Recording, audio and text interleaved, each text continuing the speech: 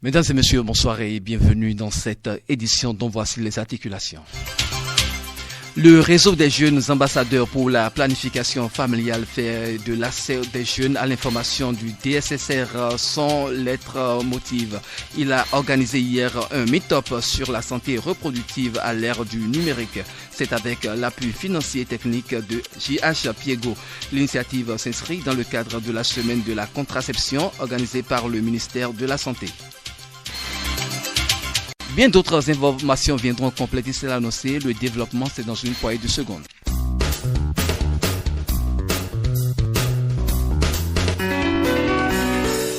À nouveau, bienvenue. Contraception et droit à la santé sexuelle reproductive. Le réseau des jeunes ambassadeurs pour la santé de reproduction et la planification familiale au Bénin multiplie des actions salutaires pour l'accès des jeunes à l'information quand il s'agit de la santé de reproduction. Ce réseau des jeunes ambassadeurs JASNPF a mobilisé hier à Décongbé dans la commune d'Abomey-Calavi plusieurs organisations de la société civile en DSSR autour d'un meet-up qui a pour thème Contraception 2.0, santé reproductive à l'ère du numérique.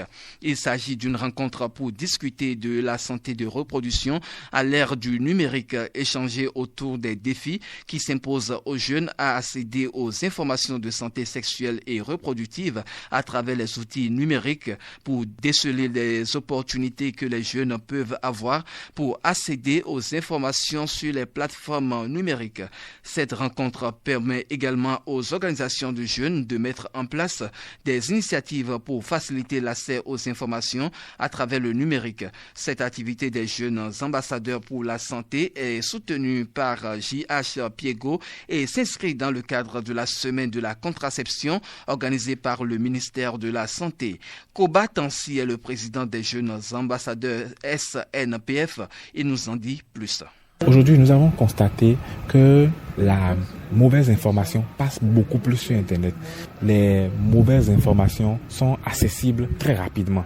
Donc, quels sont les moyens que nous avons pour fournir les bonnes informations, pour déconstruire ces mauvaises informations-là qui passent partout?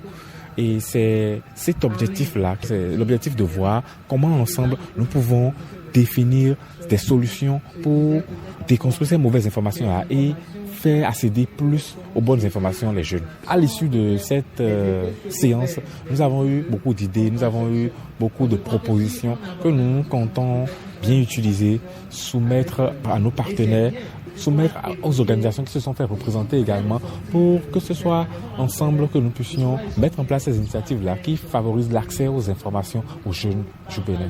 Un panel de discussion suivi des échanges interactifs était au cœur de ce meet-up. Olivier Mass-Soumenou, secrétaire général adjoint de l'association des blogueurs du Bénin, est l'un des panélistes. Il évoque quelques défis pour l'accès des jeunes à l'information en matière du DSSR. Nous l'écoutons. Le premier défi, c'est d'abord la création d'espaces sûrs pour un accès à l'information de façon fiable pour les jeunes.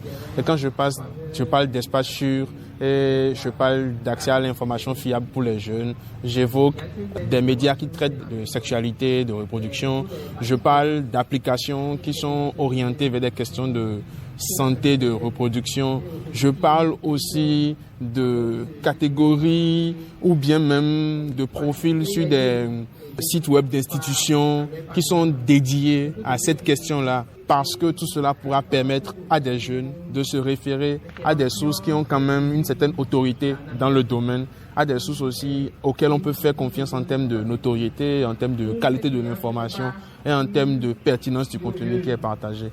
Donc tout cela, on peut le ranger dans la catégorie de tout ce que nous avons comme défi à relever. Bien vrai, les jeunes ils ont besoin d'avoir accès à une information de qualité, mais je pense que du côté de toutes les organisations, que ce soit au niveau du gouvernement, comme de la société civile, il est important aussi que des initiatives soient prises. Ces initiatives-là peuvent être tant numériques que physiques. Numérique pour la cible qui peut être atteinte parce qu'on a beaucoup de jeunes qui accèdent à Internet pour pouvoir rechercher de l'information. Des initiatives physiques dans les écoles, dans les communautés, dans les universités, partout où besoin se fait. Viviane Dorhemeto Ayoso est sage-femme d'État et responsable par intérim de la clinique de référence nationale de l'ABPF. Elle recommande la télémédecine, rassure le bon accueil et invite les jeunes à se rendre sans réticence dans les cliniques de l'ABPF. Écoutons. Le sexe n'est plus un sujet tabou. Il faut vraiment qu'on en parle, il faut vraiment que les jeunes soient informés, que les jeunes aient la vraie information. Et pour avoir cette vraie information, il faut qu'ils aient le courage de se rendre dans les centres de santé. Et quand on parle de l'ère numérique.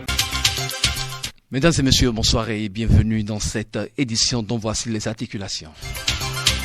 Le réseau des jeunes ambassadeurs pour la planification familiale fait de l'accès des jeunes à l'information du DSSR son lettre motive.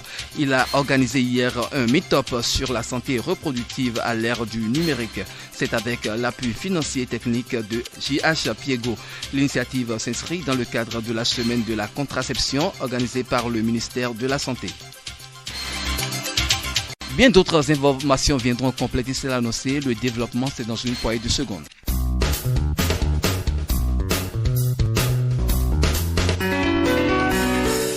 À nouveau, bienvenue. Contraception et droit à la santé sexuelle reproductive. Le réseau des jeunes ambassadeurs pour la santé de reproduction et la planification familiale au Bénin multiplie des actions salutaires pour l'accès des jeunes à l'information quand il s'agit de la santé de reproduction. Ce réseau des jeunes ambassadeurs JASNPF